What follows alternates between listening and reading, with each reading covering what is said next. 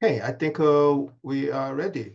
So I'm very pleased to introduce today's presenter, Professor Suk Joon Son.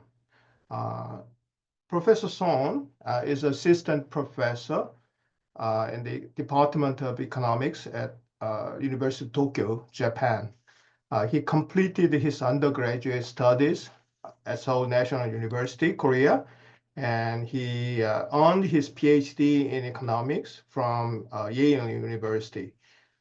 He is affiliated to the centers, two research centers in the University of Tokyo, um, the Center for Research and Education in Program Evaluation, and the Market Design Center. His fields of interest is education and labor economics, IO, and empirical matching. Okay, so I look forward to your talk. Please let me introduce today's discussant too. So I'm very pleased to have Professor Eunjee Kwon from University of Cincinnati as a discussant for today's talk. And she is assistant professor of real estate in the Department of Finance at University of Cincinnati. She completed her bachelor's degree from Sogang University in Korea, and she has earned her PhD in economics, urban economics, real estate economics from the University of Southern California, USA. Okay, so welcome, presenter and discussant, and I'm very happy to have you today. And the regular participants, you can, so first of all, I would like to let you know this webinar is being recorded, and it will be posted on the website, the GPS website, UC San Diego GPS website later on. And for today's talk, you can leave your questions by using our chatting box. You can find the link, the click button at the bottom of the Zoom screen. You can leave any questions in the middle of Suk Joon's talk. It's a clarification question, then Suk Joon will respond to the question, and otherwise we will have a Q&A session at the end of the talk and the discussion. Okay, so Suk Joon, you have the 30 minutes for presentation, and after that, Eunjee will have a discussion for 15 minutes. Okay, so that will give us 20 minutes Q&A session in the end. Okay, so Suk Joon, the floor is yours. All right, thank you very much, Jungmin, for the warm introduction. Thanks to Munso for the invitation, and thanks to Eunjee for discussing my paper, and thanks all for participating in this session. So let me share my screen.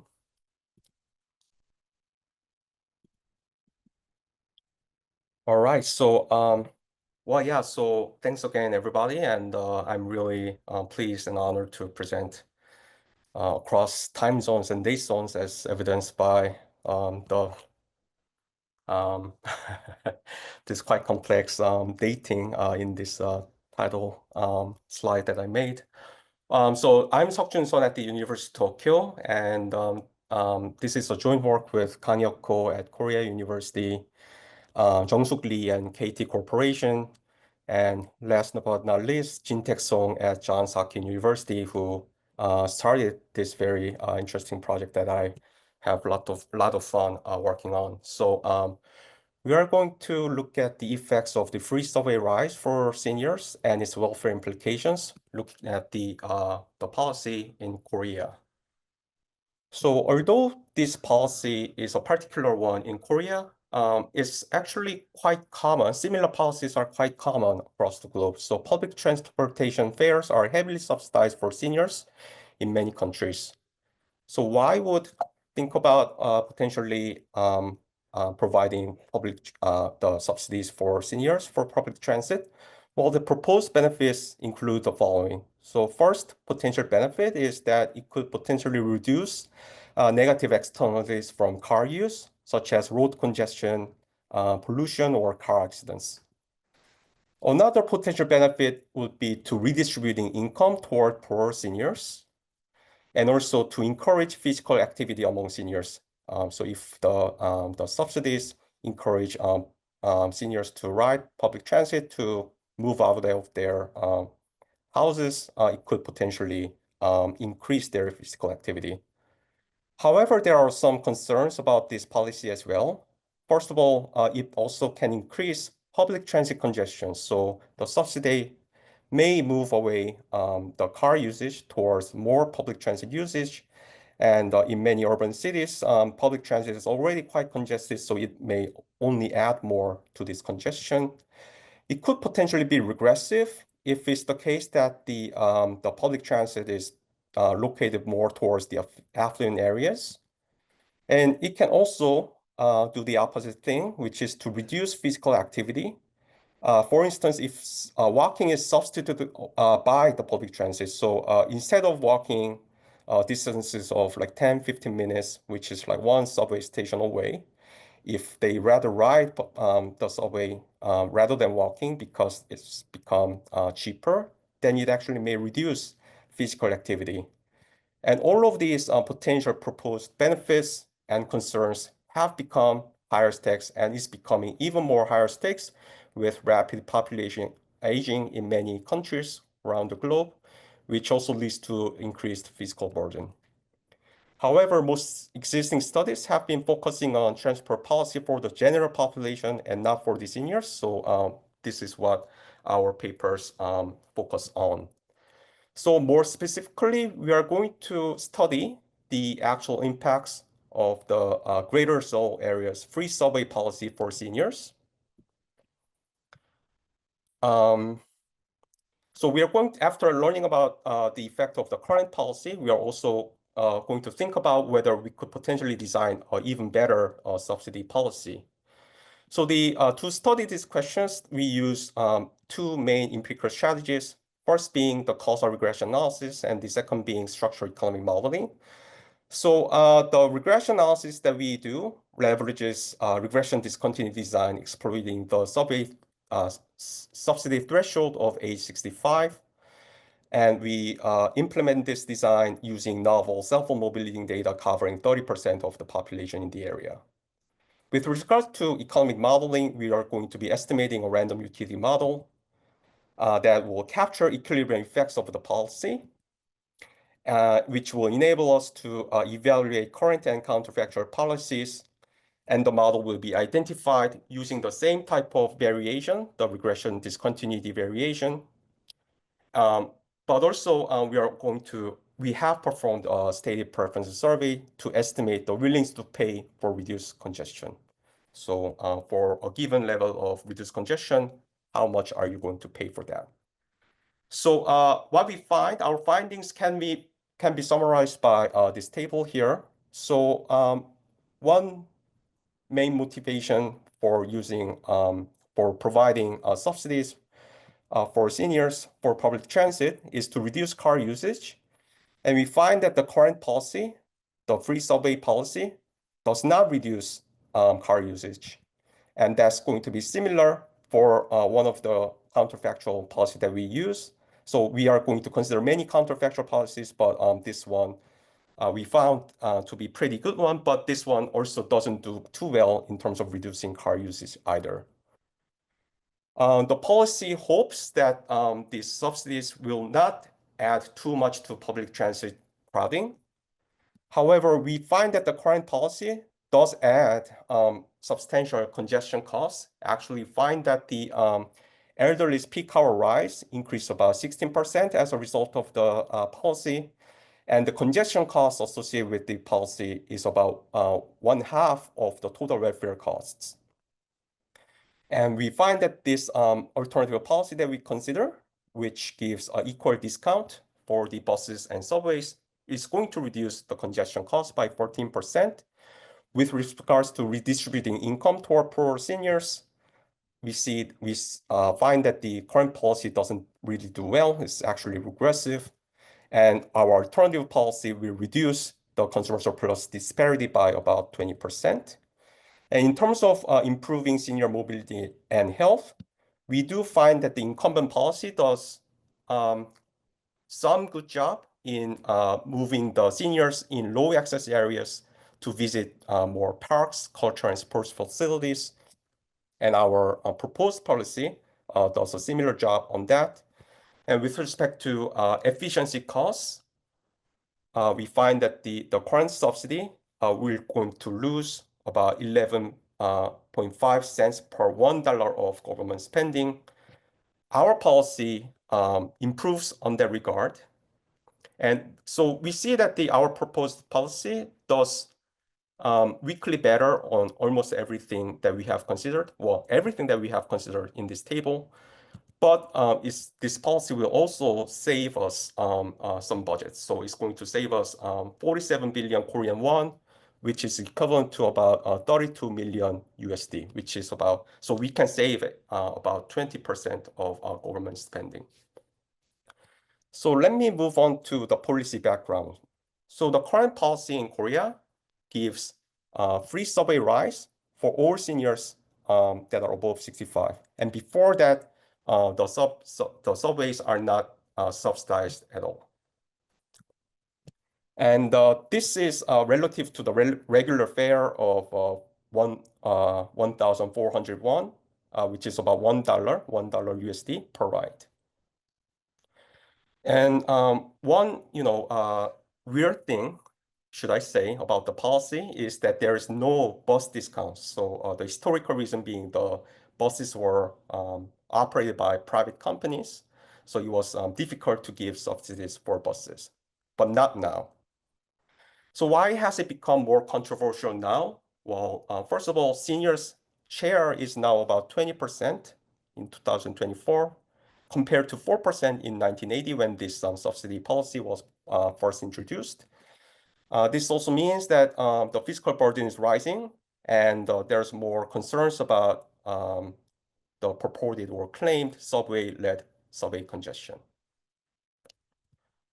So the main data source that we are going to use is the KT Corporation's origin destination level mobility data, which will measure individuals' transportation use based on cell phone signal movements between cellular base stations. It gives us the hourly number of trips made by subway, buses, and cars, where cars include both personal cars and taxis for each origin destination combination. And this data is linked to individuals' age, so that we can leverage the regression discontinuity with respect to the age threshold. So let me now first talk about the regression discontinuity results. So the treatment that we consider is, of course, the elderly subway subsidy, and the design is RD, using the sharp eligibility of free subway subsidy starting at age 65.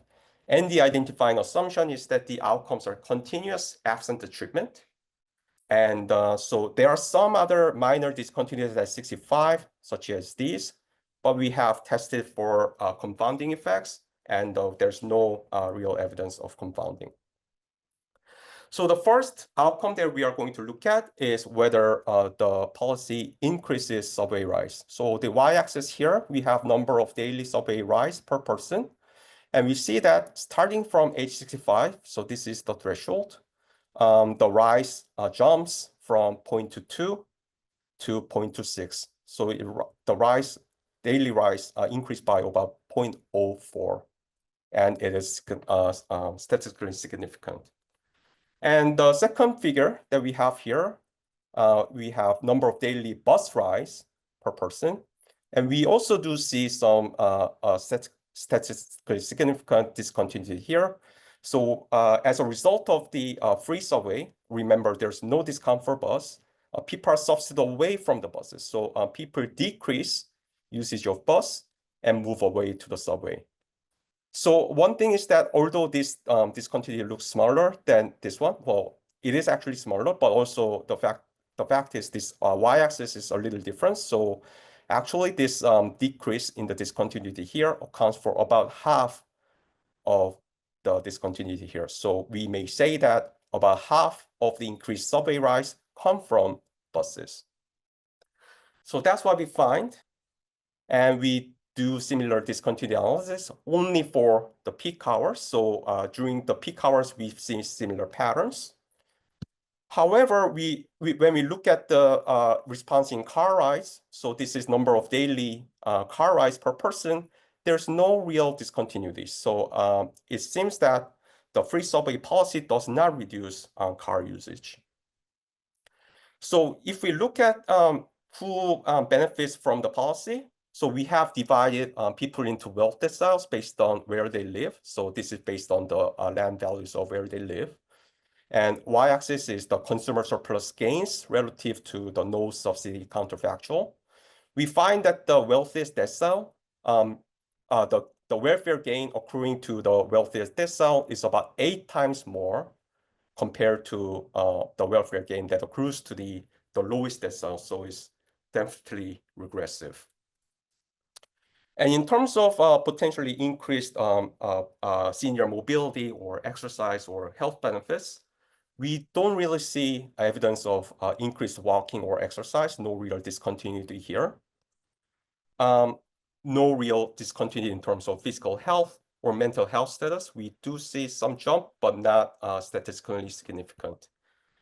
On the other hand, if we look at the visits to parks, like green areas, cultural facilities, or sports facilities, we do see some statistically significant discontinuity if we focus on the elderly whose neighborhoods, who live in neighborhoods where the access to green areas or sports or cultural facilities is low. So at least for these, selected group of people, we do seem to have some regression positive impact. We do see some positive impact of the subsidy on the visits to these areas. So these are our regression discontinuity results. And now let's move on to our structural economic model. So first of all, why should we move on to that? Why isn't RDD enough? Why aren't the regression results that we have seen enough? Well, the RDD analysis that we have seen so far answers the question of the following form. It answers the question, holding the congestion levels fixed at observed levels, what's your own response to the subsidy? Okay. However, the elderly subway policy is imposed for all seniors, right? So if they all make such individual responses, it's going to change the congestion levels of the roads, buses, and subways. So it's going to impact congestion levels as well. So holding fixed congestion levels is not a very good assumption to think about the equilibrium effects of the policy. So the responses that we have seen so far and the welfare estimates that we have seen so far actually have been ignoring congestion changes due to the policy. So the random utility model that we are going to consider does quantify the full equilibrium responses to the policy, including the congestion feedback. So as a result of the policy, people ride more subways, it increases the congestion in the subways, and people are also going to respond to that as well. And it also enables welfare analysis accounting for externalities, for instance, the congestion, right? Or uninternalized benefits. So we are allowing for the possibility that the seniors do not fully internalize the potential benefits of going outside. So if they go outside, go to parks, climb mountains, and so forth, they may enjoy certain benefits, but potentially only some of them are truly internalized. They don't recognize it, or they may be myopic. So we are allowing for some irrationalities. And the random utility model will also enable design and evaluation of counterfactual policies. So to be more specific, our empirical model is a discrete choice model between transportation modes. So we are going to use a hierarchical nested logic model. So in our model, at a given hour, each individual will choose between riding subway, bus, car, or the outside option. What is this outside option? This is basically any other action than riding subway, buses, and cars. So it can potentially include walking. It can also include staying home. This hierarchical density logic model is, of course, parameterized, but is flexible enough to capture observed substitution patterns. So from the regression discontinuity analysis, we have seen that buses and subways are pretty close substitutes, but car seems to be less substitutable towards subway. And although we haven't really shown it, we have also found from the data that the outside option is the farthest option from the subways. And importantly, our utility function that I will actually not show, our utility equation features this utility from congestion. So if subway becomes more crowded, if the road becomes more congested, there's this utility occurring from that.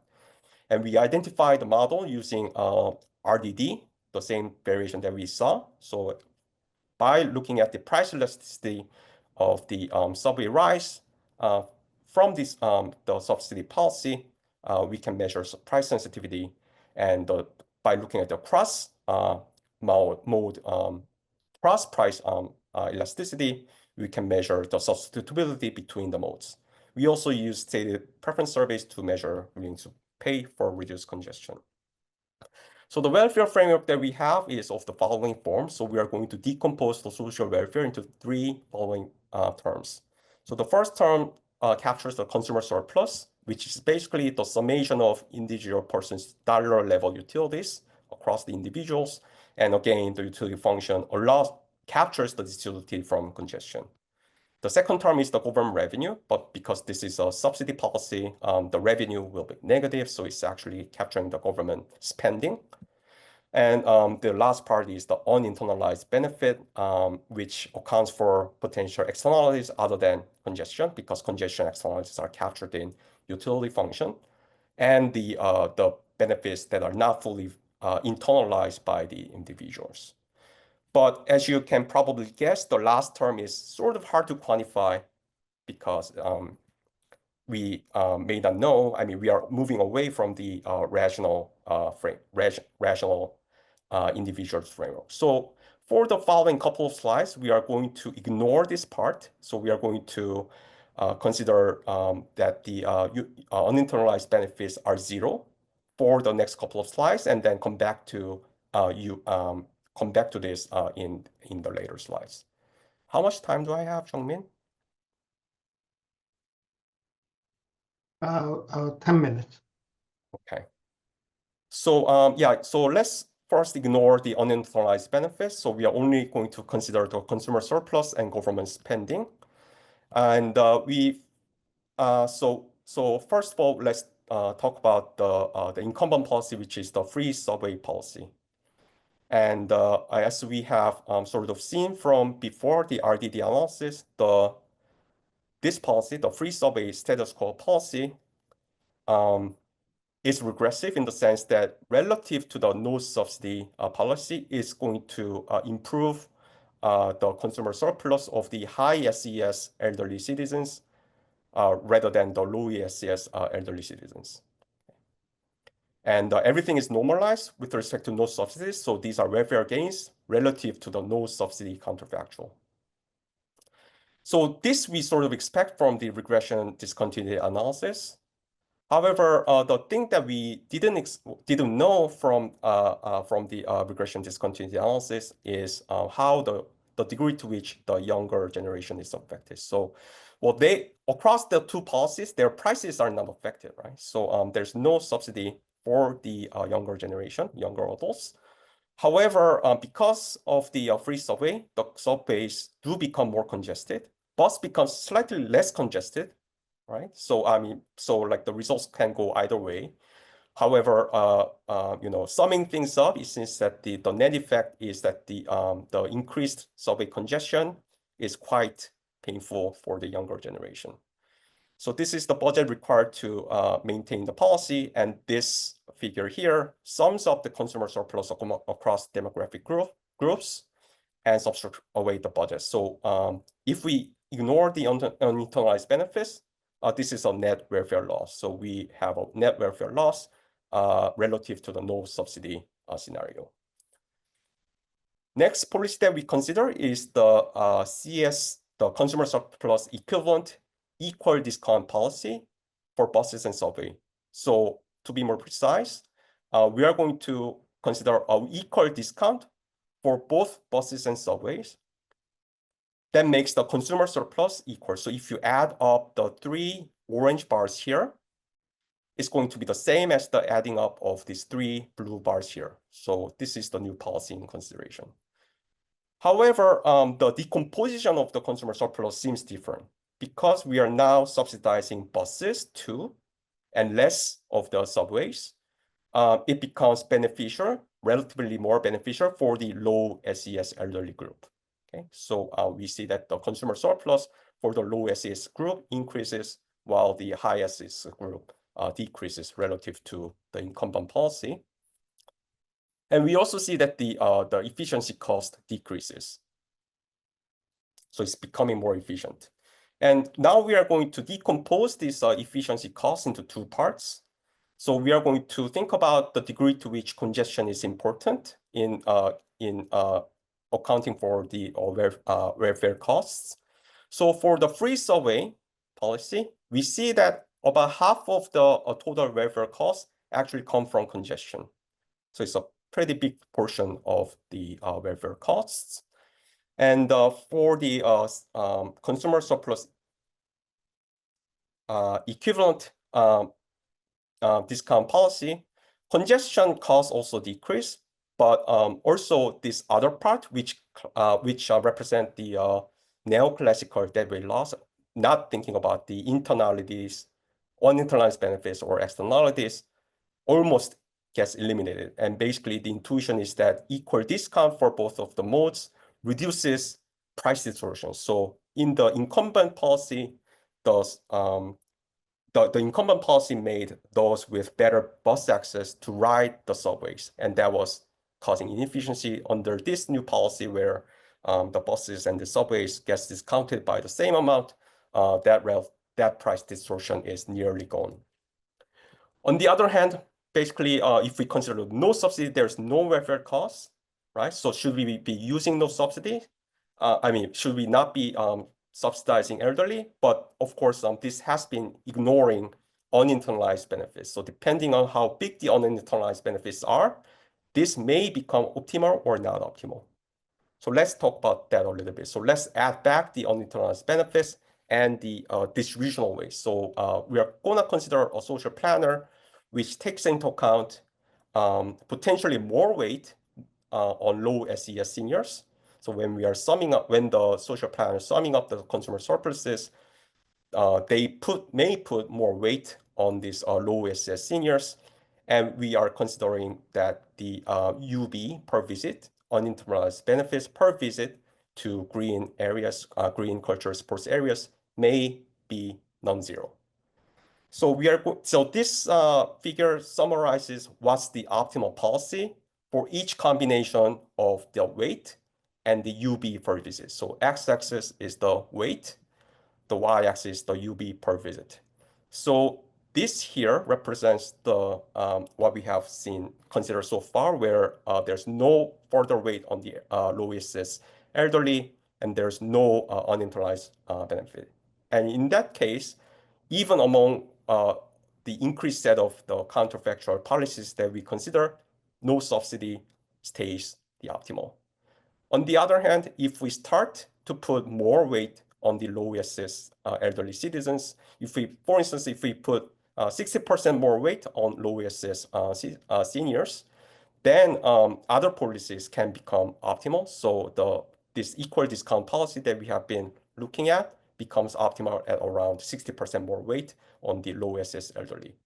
So if we look at this axis where we don't put any weight on the low SES elderly citizens, if the UB per visit, like the uninternalized benefits per visit, increases more than 4,000 won, which is about 3 USD, then subsidizing the elderly about 500 won for buses and subways can become optimal.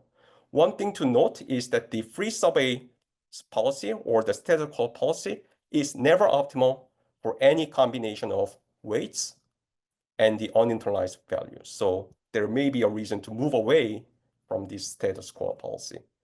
So to conclude, I give you some main takeaways. So free subway rides increase subway use, but do not really reduce car use. The policy leads to substantial congestion costs and fiscal burden.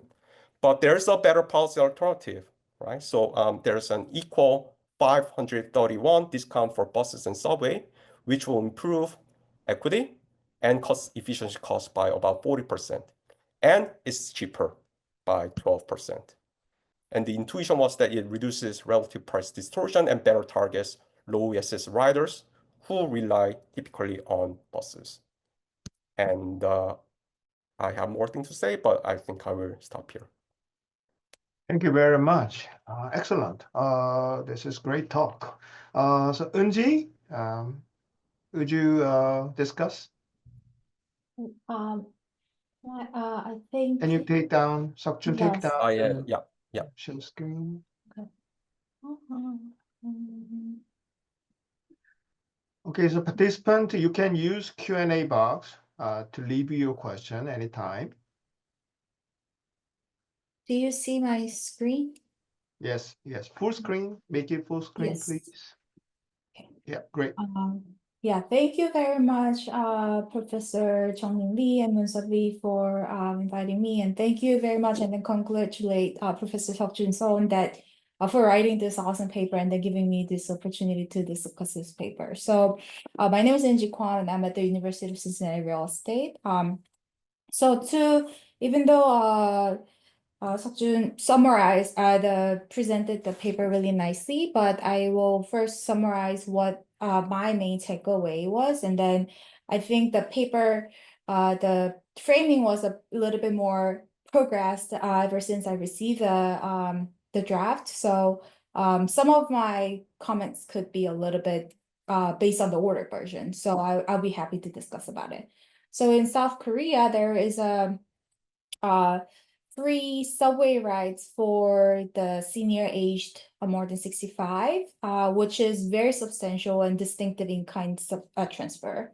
So the paper leveraged this policy and use a sharp age eligibility threshold at the age of 65 in a regression discontinuity design to identify the causal impact on this transportation mode choice and like mobility patterns, where are they going, which is welfare relevant questions.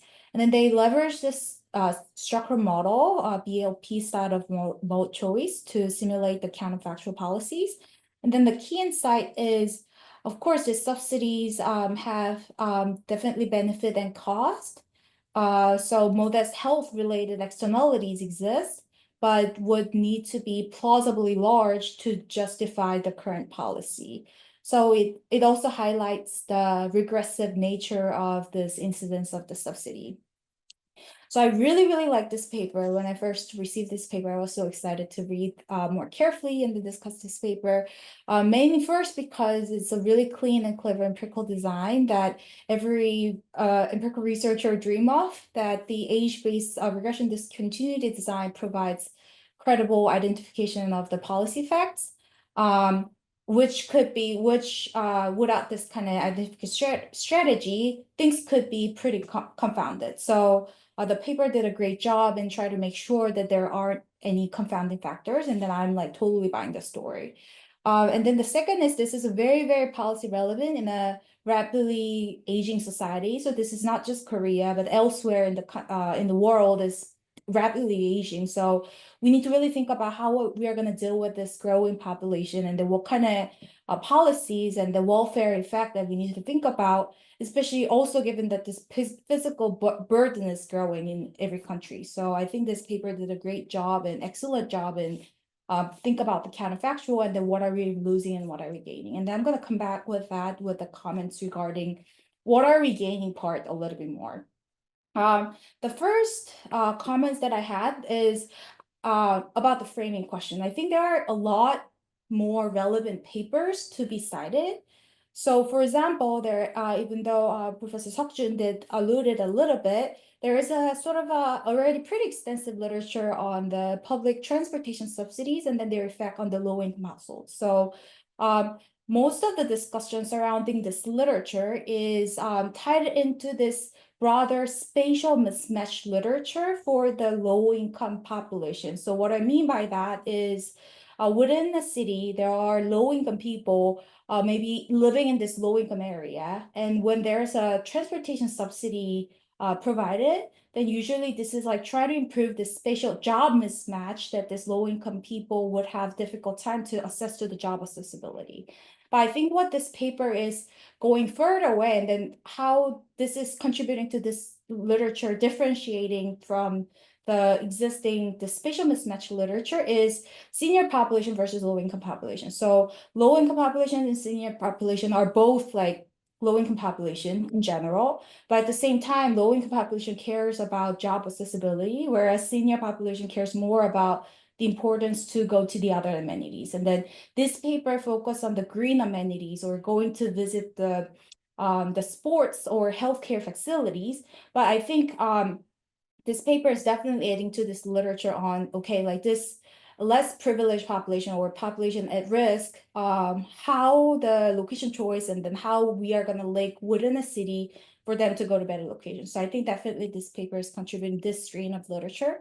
The other literature, which is more big, is how this like transportation linkage has a differential impact across different spaces. So there are many massive like literature that when the subway is linking one location to the other, then usually it is linking the high potential location, which happen to be the high income location. So there is a regressive nature of this transportation infrastructure in many places. But I think this paper is going a step away, further forward that, okay, there is already existing spatial inequality in this mobility because the transportation is linking one place to the other sort of regressively. But on the top of that was the role of these in-kind subsidies targeted to the specific group could potentially exacerbate this kind of spatial inequality. So I think the paper can do a little bit more job in the framing of the question. The second question and comment is related to how they calculate the welfare. So even though because of the time, probably we didn't have time to go into the details of how the welfare is calculated, but the paper did a great job and try to think about, okay, what is the objective function for the social planner? So we need to think about in a very higher level, what is the cost and benefit? So I think the paper definitely considered the benefits and then cost in both ends, but after observing the relevant welfare relevant margin, I think, for example, the car substitution effect here was a little bit minimal. So the paper don't really consider this how much of the ridership across different modes are changing. With that, how much of the congestion in the transportation modes are changing I think it's pretty well identified because they exactly know the ridership changes. So this part is well identified, but when it comes to the benefit, when I first got this paper, then the first thing that I was thinking is like, okay, what is the policy rationale for this? Is it for so I think the main benefit that this paper is capturing is visit to the healthy destinations, and then that is both in terms of the internalities, that whether these seniors are really internalizing this health benefit, plus the externalities that as a society we want these people to be more healthy because they can move around.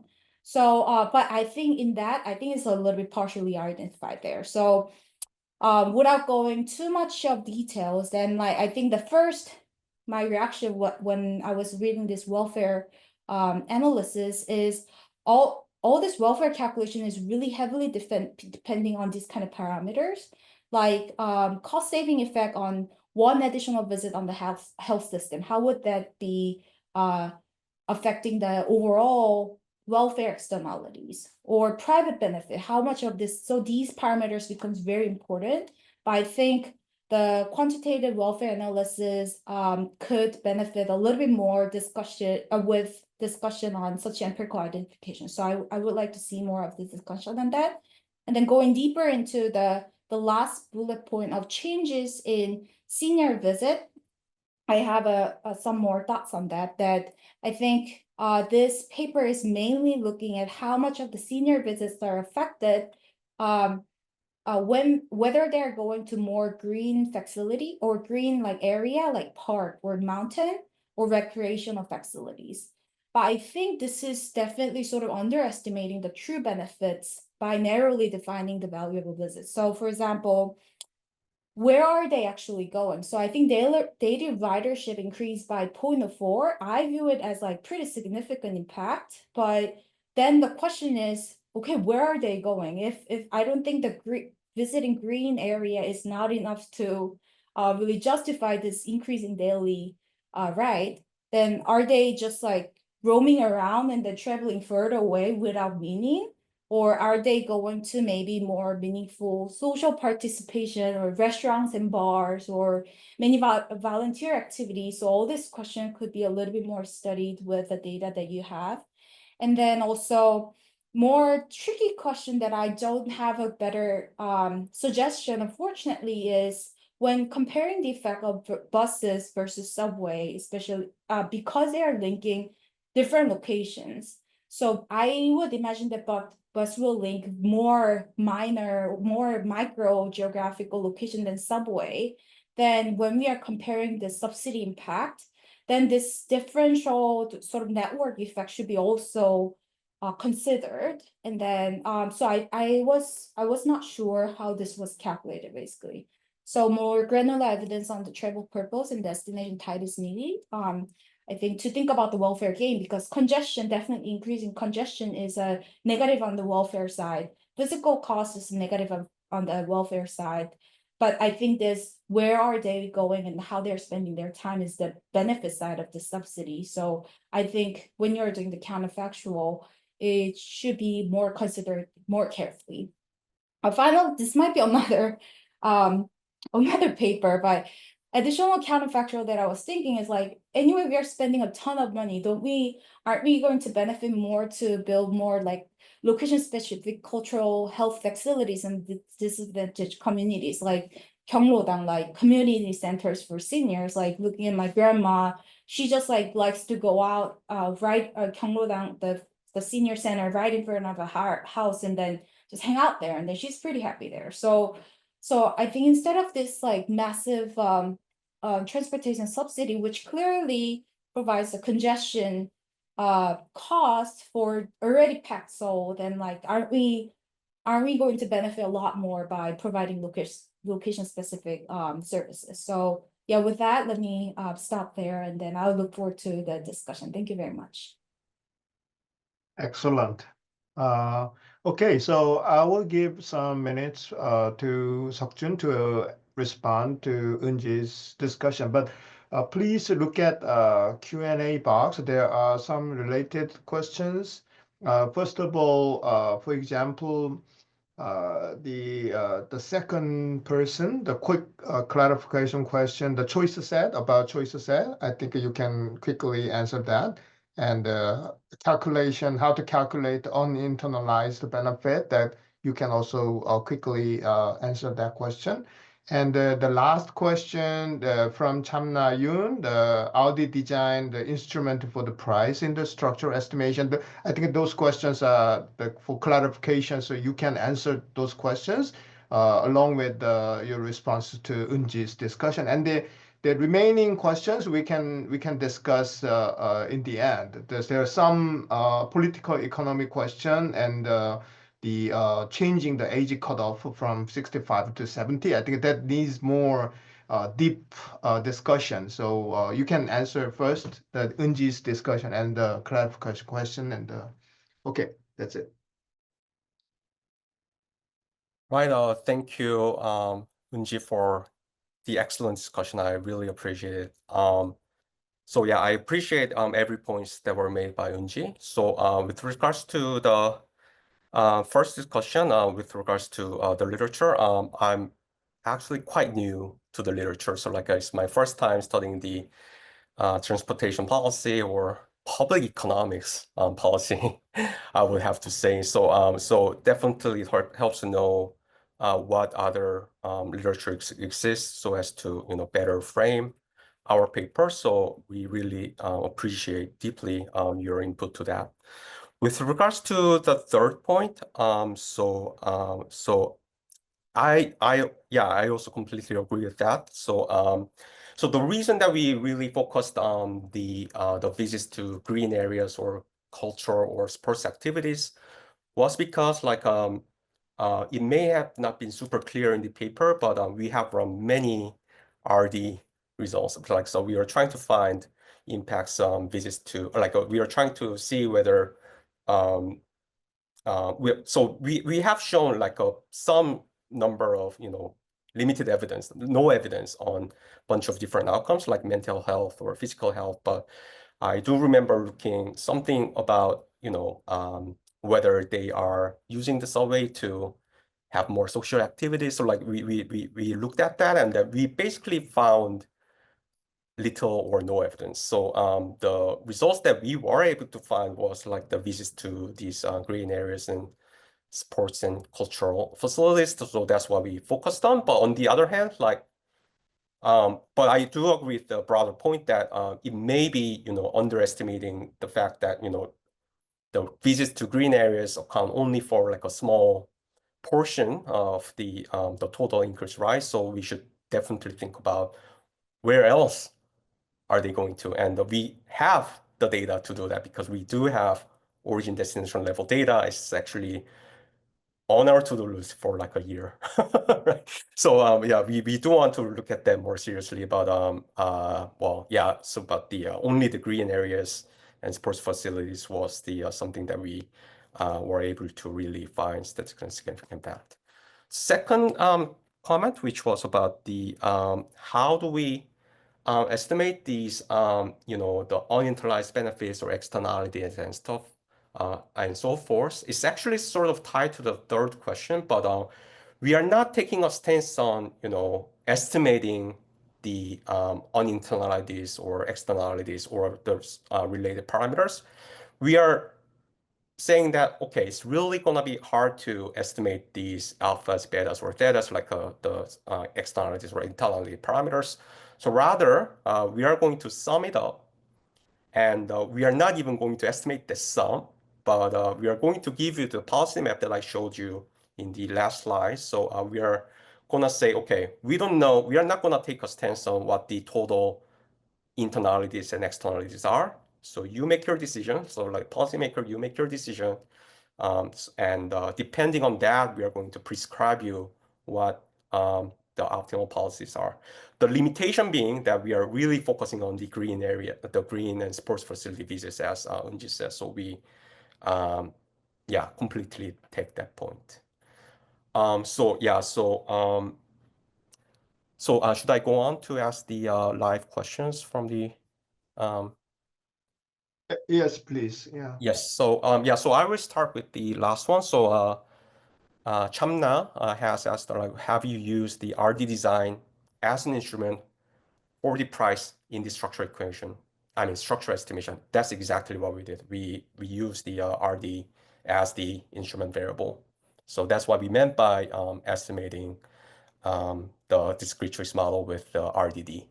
And we did, so actually maybe it helps to share the slide. I forgot to mention that, we mainly focus on this consumer. Do you see my mouse too, right? Like you see my mouse moving. So we mainly have focused on this consumer surplus equivalent equal discount for buses and subsidies as the main policy counterfactual, but we have considered many other policies, including the free subway rides for those above age 70. So it was among the policies that we have considered. So but on the other hand, we also see that they appear nowhere to be found in this optimal policy map. So whatever given, uninternalized benefits and whatever weight on low-income seniors, we don't find a combination that makes this particular policy optimal. That's one of the reasons why we talk not so much about that.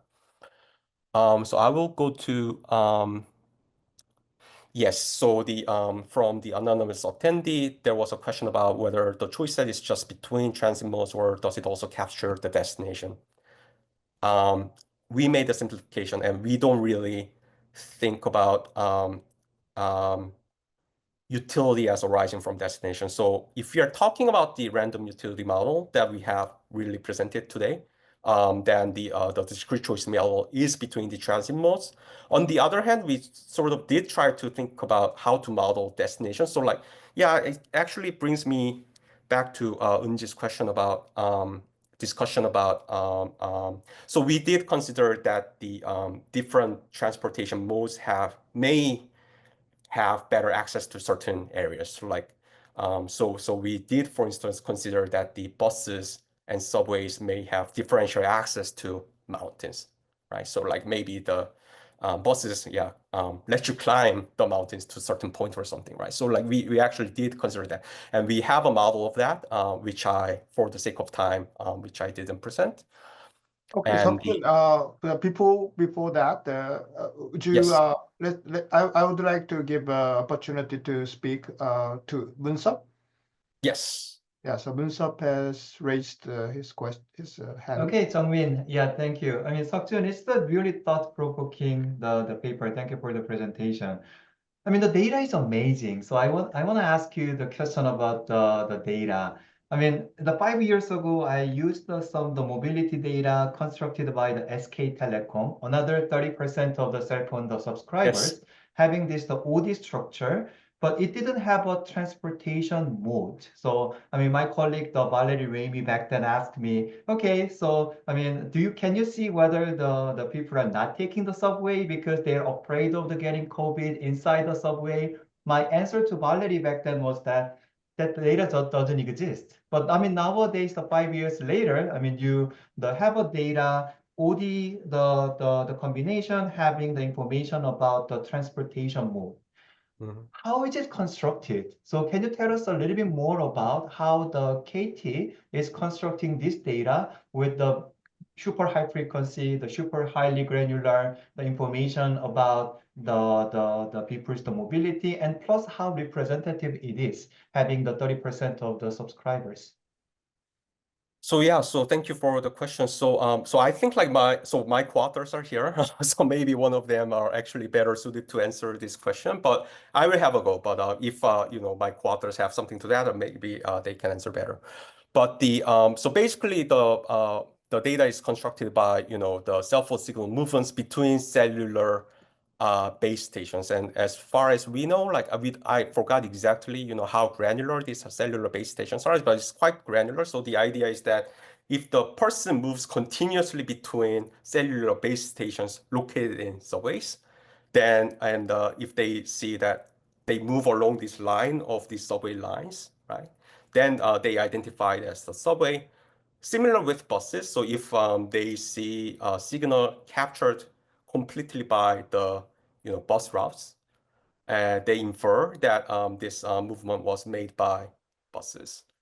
And for cars, it's like sufficiently fast enough movements that are definitely not walking or biking, and that are not completely captured by movements in buses or the subways. So that's how the data was constructed. And do you recommend the graduate students in the room, I mean, to pay attention and then come up with a project? Is the data available for the graduate students or not? So we bought the data. Okay. It's available up to budget constraint. Yeah, that answers my question. Thanks. Yes. Yeah, so Seokjun, would you please talk about the policy simulation, the changing the age cutoff from 65 to 70? Have you thought about the policy simulation? Oh yes, we did. So You did. so, Okay. yeah. So actually, yeah. So we did simulate this. So yeah. So this. Yeah. So I was gonna say. I meant to say that. Yeah. So we did simulate this policy to increase. Yeah. So obviously this is one of the talked about policy in Korea, right? So and then however we didn't find any combination of configuration of the world, let's say, that justifies this policy. I guess the intuition behind that is that, well, this is also, has this regressivity built into it, and also it does have the how to say, a price distortion built into it because it doesn't give any discount to buses. We did, so because it's cheaper, or like, the proportion who are receiving the subsidies are smaller. If we, move away from this graph, so we create a similar graph like this, and it does decrease the efficiency costs to certain degree. Exact number I don't exactly remember. Okay, so the last question, I would like to hear your thought on it. Is the first question, I think this is valid question. There will be many challenges in the process of introducing new policies. I think the seniors probably oppose new policies. So you have any thought on it? And related to that, the last question about private bus companies. I think if you suggest the subsidizing bus rides, then I think this point will come out for sure because this subsidized the private companies. So this is related to, I think, the subsidy incidence. Would you share your thought on these two related questions? Oh yes, of course. So thank you for these questions. So first of all, like with regards to the first question, so like a political economic question. Well, I guess my take would be that I believe there was some survey about discontinuing these free subway subsidy policy completely. And what I believe is that I read that even many of the senior citizens agree with that suggestion. So it actually, it's been talked about so much, and then I think from what I read, it's actually maybe pretty politically doable too, to either improve up the policy, or many of them even agree on completely discontinuing the policy. So it could be less of a political burden than one might think. And the second question was about, can you remind me what was the private you subsidize so the private companies. Exactly. So like when it started, I feel like the public transit fares were not centralized, but we know, not everybody knows, but so the public transit fares have been kind of been centralized. So we use this transport T-money card for both the buses and the subways. There's a smooth transfer connections between the buses and subways. So, and also, it may be easier now because it's so centralized now. And there are other more recent policies that, like 기후동행 카드 or something like that. So which, also in effect subsidize not only the subway, also the buses too. So on that regard too, it may be not invisible to to consider bus discounts in addition to subway subsidies. Thank you very much. Okay, so excellent. This is exactly 1 hour. I think this paper, this talk shows the example of the powerful analysis of economics for policies. And as Eunjee pointed out, this is very policy relevant. And I'm sure this issue will be one of the topics for the presidential election coming up in 60 days. So I look forward to it. Okay, so thank you, Suk Joon, for presenting the excellent talk. And thank you, Eunjee, for excellent discussion. And Moonsop, thank you very much for organizing the webinar. And thank you all participants for attending the seminar and leaving your questions. Thank you, and See you next time. Thank you Thank very you very much. much.